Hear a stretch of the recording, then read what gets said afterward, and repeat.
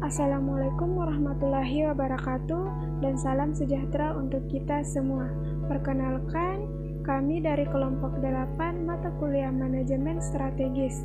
Adapun anggota kelompok kami yaitu saya sendiri Ayu Amalia dan teman saya Wafik Azizah. Di sini kami akan mempresentasikan materi mengenai struktur organisasi, berbagai kultur dan aspek perusahaan. Langsung saja kita masuk pada materi. Yang pertama yaitu struktur organisasi. Struktur organisasi didefinisikan sebagai sistem yang digunakan untuk mendefinisikan hierarki dalam suatu organisasi. Ini mengidentifikasi setiap pekerjaan, fungsinya, dan kemana ia melapor ke dalam organisasi. Suatu struktur kemudian dikembangkan untuk menetapkan bagaimana organisasi beroperasi untuk melaksanakan tujuannya. Pemilihan tipe dan struktur organisasi akan berdampak pada kinerja dan pencapaian tujuan organisasi. Karena tipe dan struktur organisasi tidak hanya sebagai sebuah identitas formal organisasi, ia hanya harus bisa menjelaskan pola interaksi dan perilaku organisasi tersebut.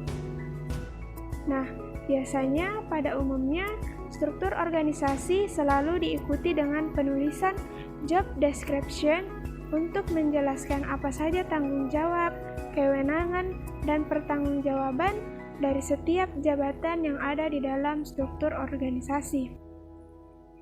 Tanpa penulisan job description yang jelas, pelaksanaan tugas di dalam organisasi akan mengalami kekacauan dan ketidakjelasan tugas, sehingga menyebabkan struktur organisasi tidak berjalan dan strategi perusahaan menjadi tidak tercapai.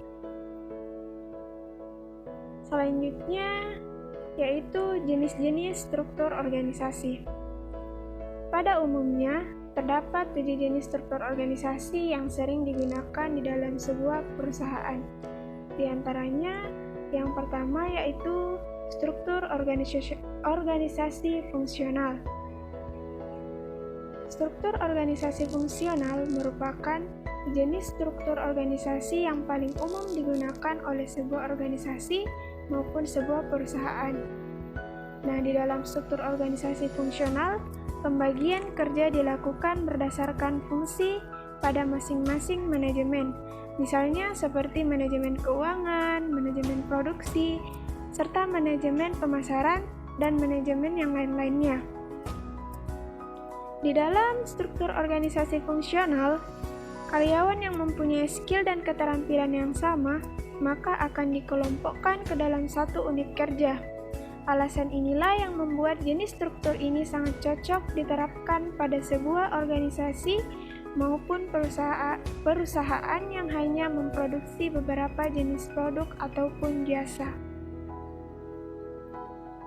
Yang kedua yaitu struktur organisasi divisional.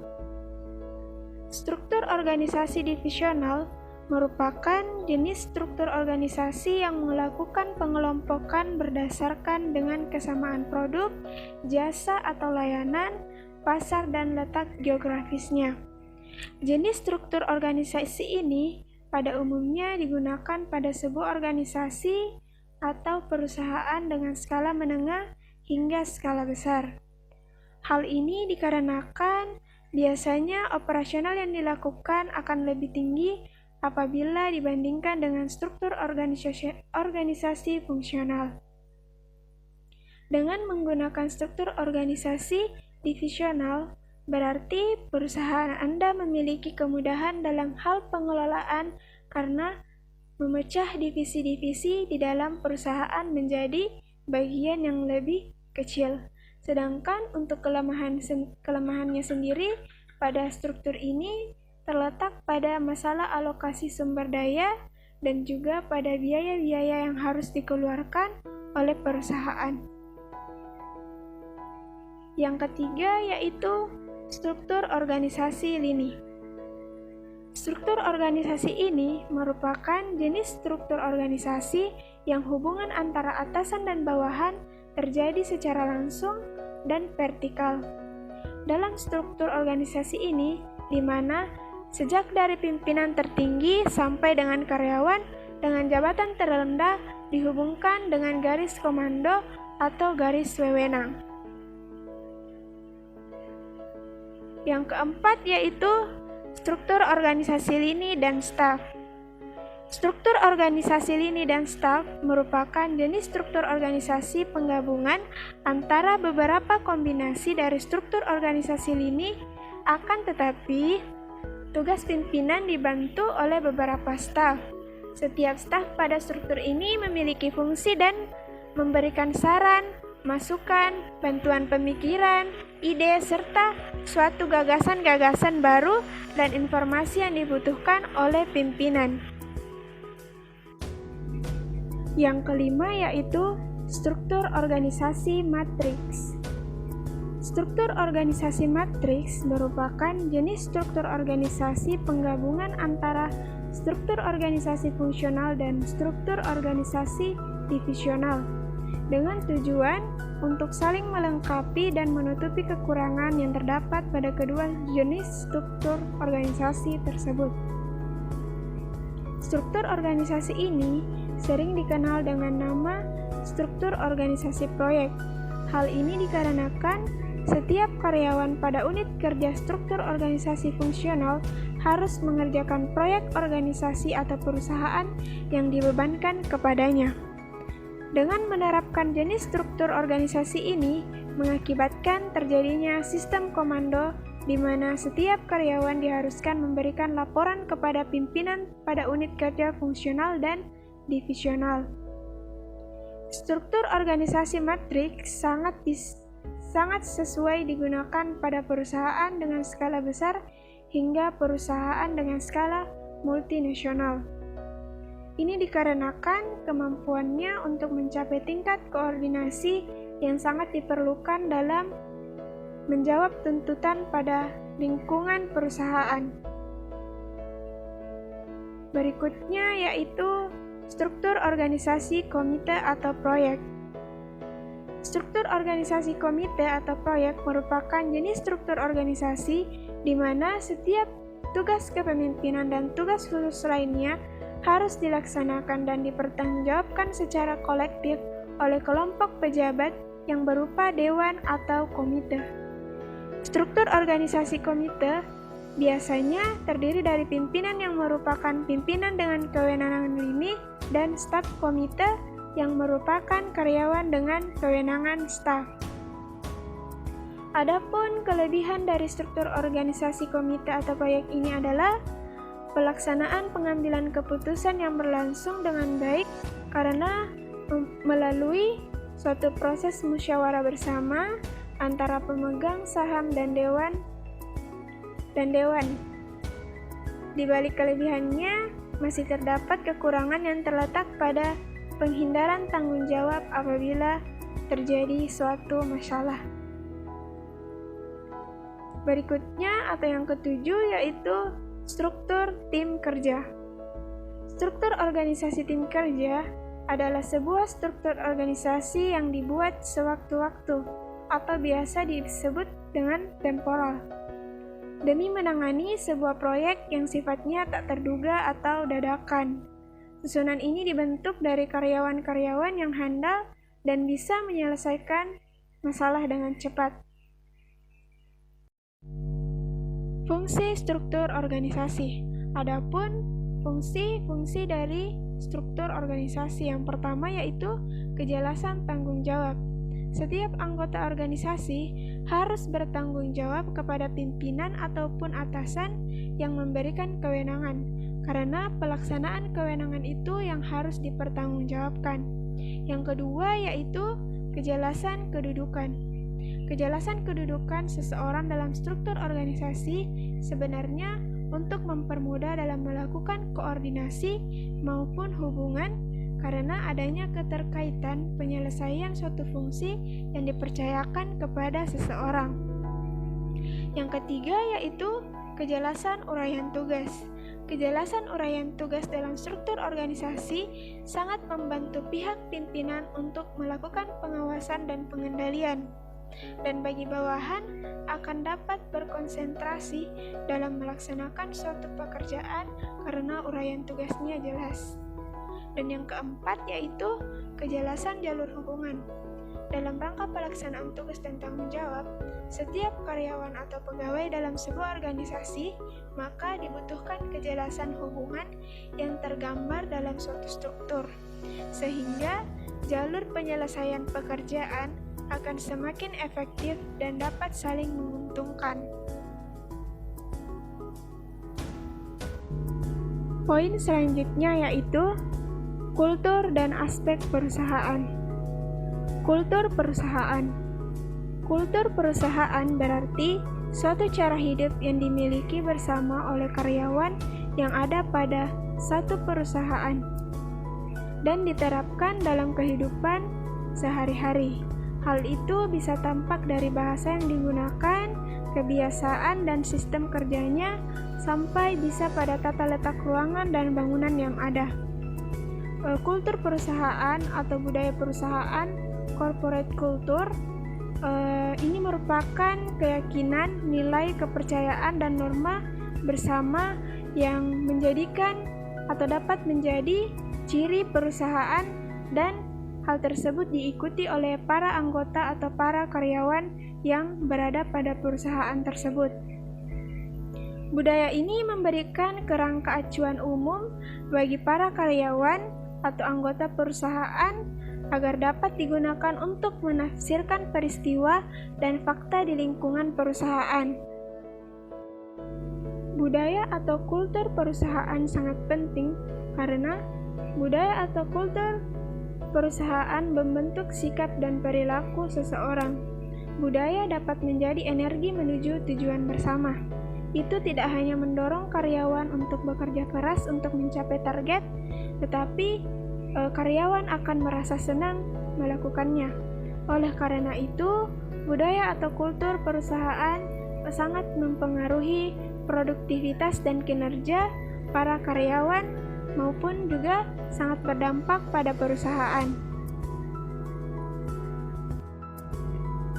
Ada 4 jenis budaya atau kultur perusahaan.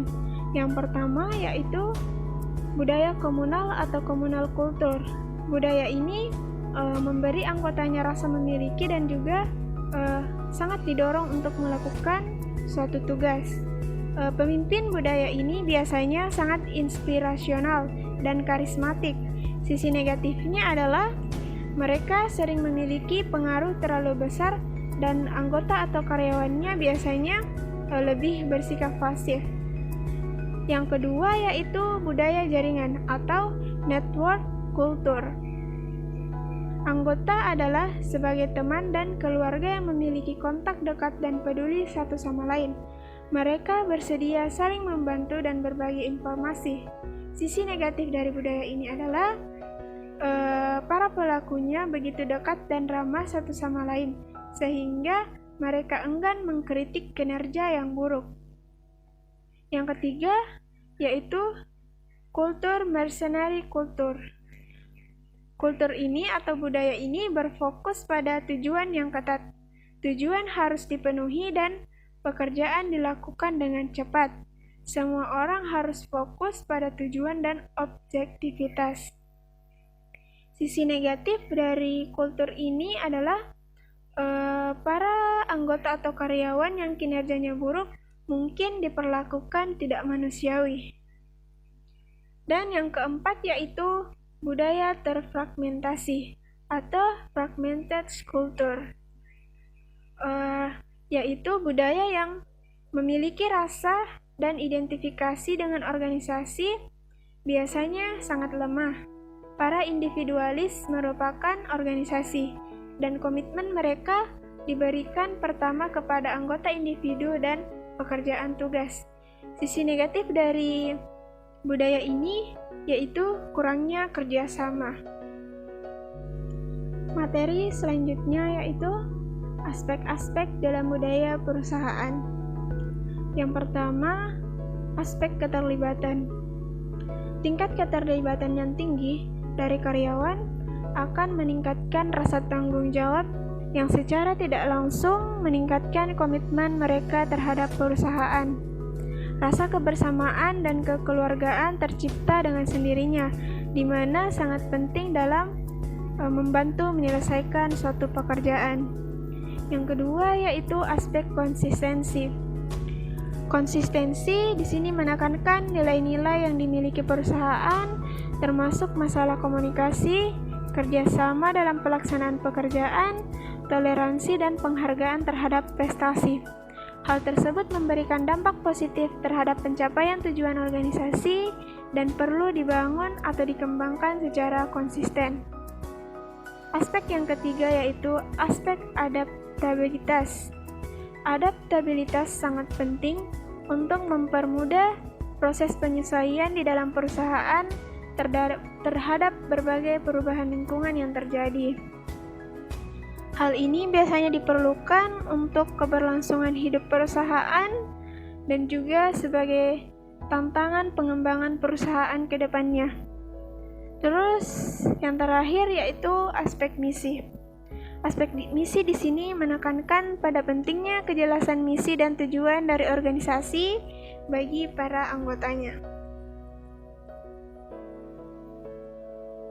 Selanjutnya yaitu tips membangun kultur perusahaan. Nah, dalam membangun kultur perusahaan, kita tentunya sering memiliki cara-cara atau tips agar kultur perusahaan atau budaya perusahaan itu dapat terimplementasi dengan baik sehingga kedepannya berdampak pada keberlangsungan perusahaan itu sendiri. Nah, di sini saya akan memberikan tips-tips membangun kultur perusahaan. Yang pertama yaitu mengetahui tujuan perusahaan. Tentunya hal pertama yang paling mendasar adalah mengetahui tujuan dari perusahaan itu sendiri. Ini mencakup pada visi dan misi dari perusahaan tersebut. Terus yang kedua yaitu miliki standar. Ciptaan standar dalam perusahaan atau kantor Anda. Standar ini berbicara mengenai standar operasional sehari-hari, standar berpakaian, sampai standar berkomunikasi dan mengadakan rapat. Ketiadaan standar akan menghasilkan kultur yang tidak kuat karena masing-masing karyawan tidak memiliki pemahaman yang sama atas apa yang dikerjakan. Terus tips yang terakhir yaitu pemimpin harus menjadi contoh. Pemimpin tidak hanya berbicara mengenai pemilik perusahaan, tetapi dia harus menjadi contoh bagi para karyawannya, sehingga karyawan dapat mengambil sisi positif apa yang dilakukan oleh pemimpinnya. Kesimpulan dari materi yang telah dipaparkan tadi yaitu struktur organisasi itu sendiri merupakan sebuah hierarki atau jenjang atau garis yang bertingkat, berisi komponen-komponen pendiri dan penyusun perusahaan yang menggambarkan adanya pembagian kerja dan bagaimana aktivitas dalam perusahaan yang berbeda mampu dikoordinasikan.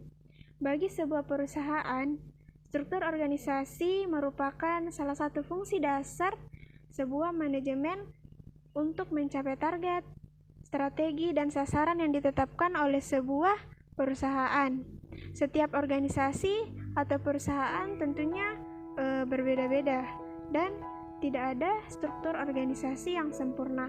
Tinggal bagaimana kita atau seorang pemimpin memilih dan mengimplementasikan struktur organisasi yang tepat sesuai dengan porsinya. Baik, itulah pemaparan materi dari kelompok 8. Lebih dan kurangnya mohon dimaafkan. Saya akhiri. Assalamualaikum warahmatullahi wabarakatuh.